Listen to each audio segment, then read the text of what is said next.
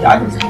har da tamba na ke dan gina laddo mai kara na ya lawa an gai wakari ja ta da halin na ya ji da magani zubi na wada na ji arwa na jawo Allah da gina mun to ana ganin tayi da ka fada ci don ka san iska na yana ai wucewa kuma ka ka gane ko wato baka tsoro ne ɗan gobe gari aka ta zaɓon lokaci an ce gidan wani ya tashi mutum biyu sun kone da shekaran jihar can bayan gidan yari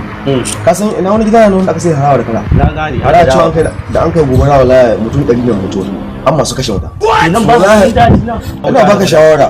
ka daga muna abokan ka da shi ko haka nan wallahi in gidan ka kama kana ai ba gani wani yadda wallahi in wada in kone kai gidana ni fa bai kama da wuta don babu yadda aika ga gidana ina baka shawara bai kama da wuta samu gar bakin garka aka kama aje su ana ka san kitila ko kama yin kitila da su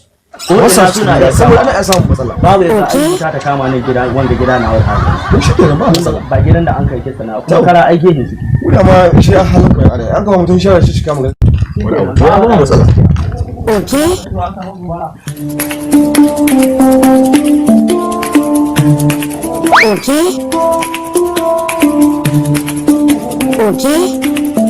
wai an ba wuta tana ganin gidan ga wallahi wuta ta ba ma kama ba wallahi wuta ta yanzu ina mai gidan ga to ni ina sani ina ganin ba yana ciki boy anya ba yana ciki ba gidan wannan gidan ya kubuta ku na ina ganin yana ciki kon kwasa mai muka kamata na mu shiga ciki gaskiya dan wannan gaskiya mu shiga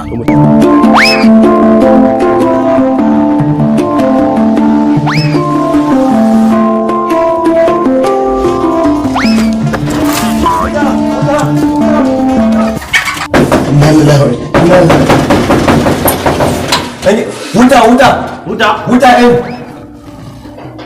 kai ba amma da wuta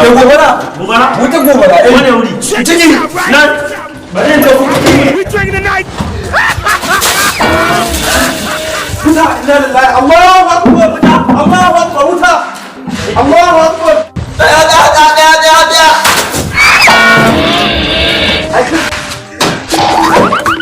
wuta